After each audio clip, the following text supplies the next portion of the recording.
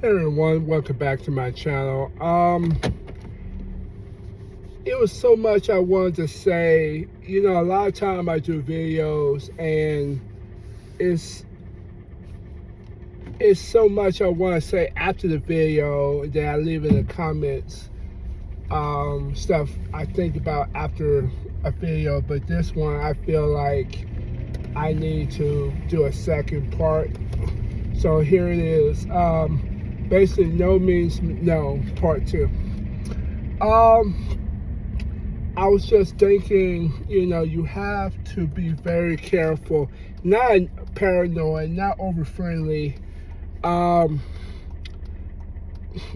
People interpret things the wrong way depending on how they view things, how they may have had. I believe people have triggers. People have trauma and triggers, me included. I have triggers and trauma based upon certain things in my life. So surely it shows up in my adulthood. One of my triggers was I had a brother that was a drug dealer, and I always felt like my mom was going to be attacked. Because they always have shouting matches and stuff like that. And I was so young and I felt like I couldn't help my mom. So fast forward 30 years, I'm in martial arts to make sure the people I care about is never hurt again. So that's one of my traumas.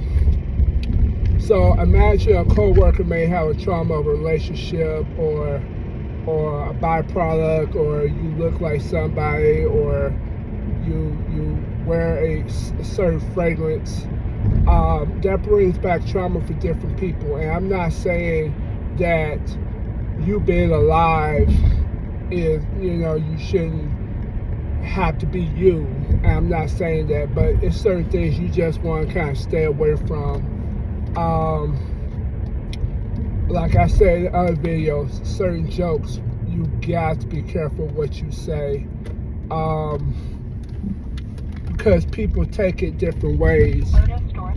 I get a lot of people who just feel like they are entitled and privileged, and they can say whatever they want to say without consequences, and then when they get pulled into HR and they shock, I'm like, what you thought was going to happen when you talk about a certain gender, sexual orientation, culture, those things, it's going interpretation, people not going to view it the way you may have meant it. And most time, people just take one interpretation and that's it, especially in this social media age.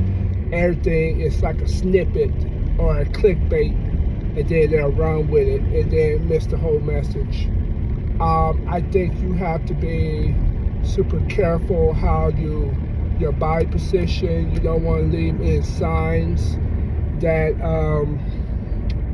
you mean something different, like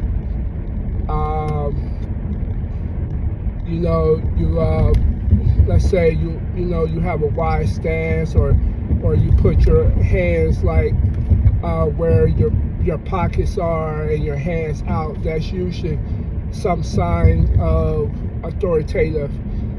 Somebody may take that the wrong way, and you just have to be careful. You have to be careful what you say. A subscriber says, they were a pastor, and had clients, and that's a leadership of vulnerability. A pastor or a counselor, teacher, high school principal, all those positions have a authoritative view to the opposite sex, and based upon how you are. So people may mean certain things, and let's say it doesn't go. Let's say that fast. Let's say the person you have a mutual like of a coworker, but this person may find out you was talking to another coworker. In your eyes, you just talking, having a conversation, talking.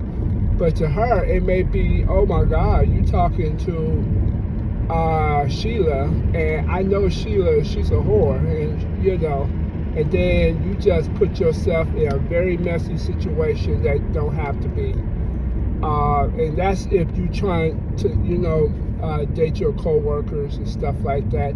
I would strongly recommend not to do it. That's easier said and done, and justify a good woman or a good man is very hard. Let alone, work, and you work with your people more than you go home with. And this is one thing I have learned in counseling. A lot of people and a lot of females will follow you if you have a mission.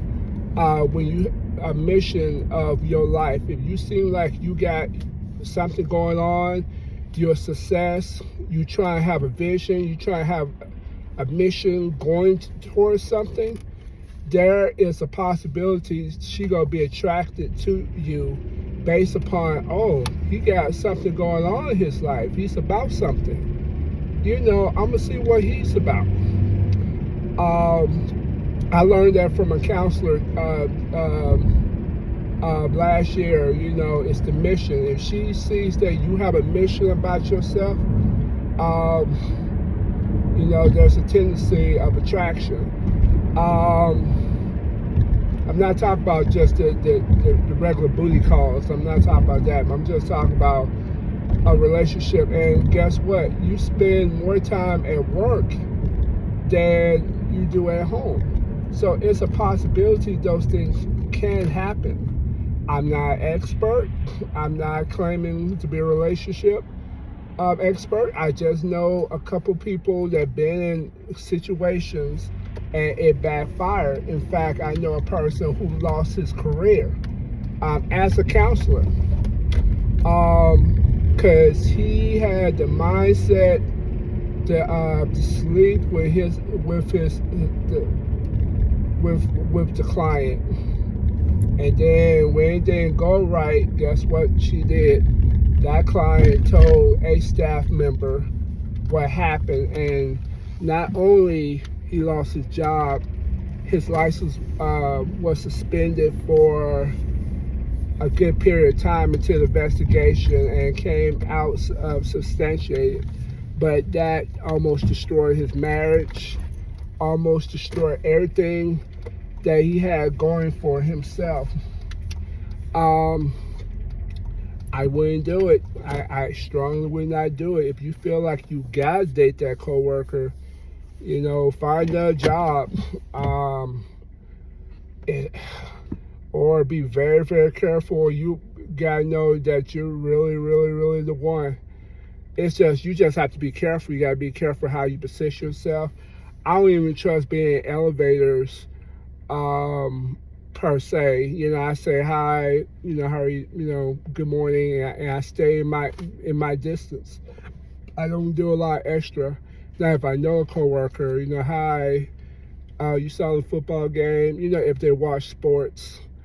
But I keep it very generic, very professional. I wouldn't even offer a handshake per se. If she offered, that's different. I personally would not recommend it. That's just my opinion. Yeah, so I felt like it's warranting for a second part. Be careful what you say, church, everything. All that plays a part. So have a good one.